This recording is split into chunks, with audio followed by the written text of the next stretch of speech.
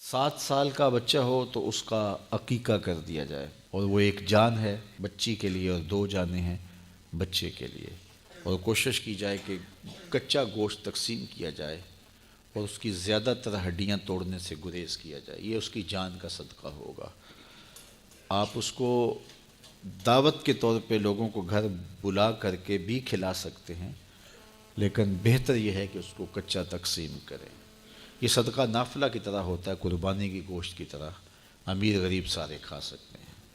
تو عقیقہ جو ہے وہ بچے کا یہ سنت ہے، اور 7ویں دن اس کے بال بھی اتروا دیے جائیں، اور بال اتروا کے سر پہ زعفران یا کوئی چیز مل دی جائے، اور بالوں کے وزن کے برابر چاندی خیرات کر دی جائے، اور 7ویں دن ہی بچے کا کوئی اچھا سا نام رکھ دیا جائے۔ اللہ کو جو محبوب ترین نام ہیں وہ عبداللہ اور عبد الرحمن ہیں، تو یہ عبد کی اضافت کے ساتھ اسماء باری میں سے کوئی نام رکھ دیا جائے، اور اللہ کے ناموں پر جب نام رکھا جائے تو پکارتے ہوئے عبد کی اضافت کے ساتھ ہی پکارا جائے۔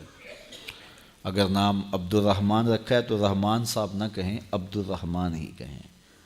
عبد الغفار رکھا ہے، عبد الجبار رکھا ہے، عبد الرحیم رکھا ہے تو رحیم صاحب جبار صاحب نہ کہیں، بلکہ اس کو عبد الرحیم اور عبد الجبار کہہ کے ہی پکاریں پورے نام سے۔ یا پھر فرمایا سمو بے اسمی، اپنی اولاد کا نام میرے نام پہ رکھو۔ حضور کے اسماء مبارکہ کے ناموں سے اپنی اولاد کا نام رکھا جائے۔ اپنے بیٹے کا نام محمد رکھا جائے یا احمد رکھا جائے، یا حضور کے مبارک اسماء میں سے کوئی نام اپنی اولاد کا رکھا جائے۔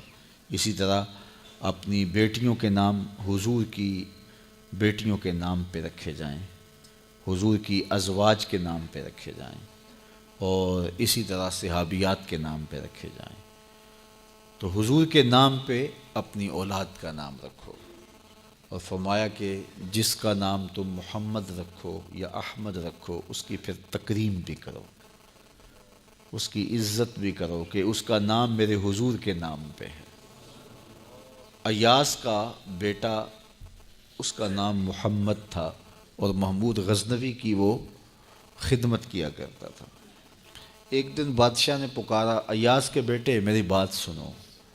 تو خیر اس نے جو خدمت تھی وہ پیش کی، تو اپنے باپ کو بتایا کہ آج بادشاہ سلامت نے مجھے محمد پکارنے کی بجائے ایاس کے بیٹے کہہ کے پکارا ہے۔ تو جب نام سے ہٹ کے پکارا جائے تو یہ ناراضگی کا اظہار ہوتا ہے۔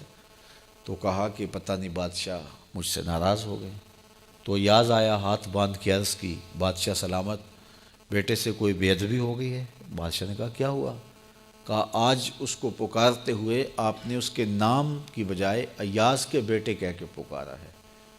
تو بادشاہ سلامت کہنے لگے میں نے آج تک لفظ محمد بے وضو نہیں کہا، تو آج میرا وضو نہیں تھا، اس لیے پکارنے کے لیے مجھے ایاز کا بیٹا کہنا پڑا۔ علماء نے لکھا ہے جس دسترخوان پہ محمد نام کا بیٹا ہوگا وہاں بے برکتی نہیں آ سکتی، وہاں رحمتوں کا نزول ہوگا۔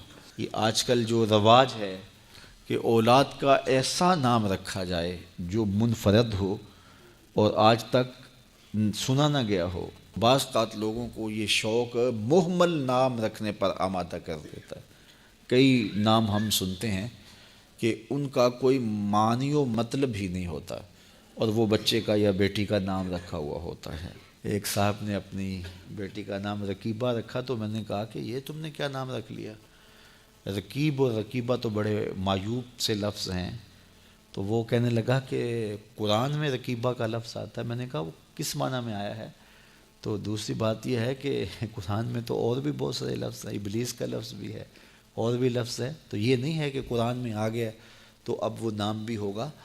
تو نام رکھتے ہوئے اس کے معنی و مطالب پر غور رکھا جائے کہ اس کا مطلب کیا بنتا ہے۔ بہت سارے نام ہیں، اللہ کے محبوب علیہ السلام نے ان ناموں کو تبدیل کیا، تو ایسے ناموں سے گریز کیا جائے جو مہمل ہیں یا ان کے معنی و مطالب مناسب نہیں ہیں۔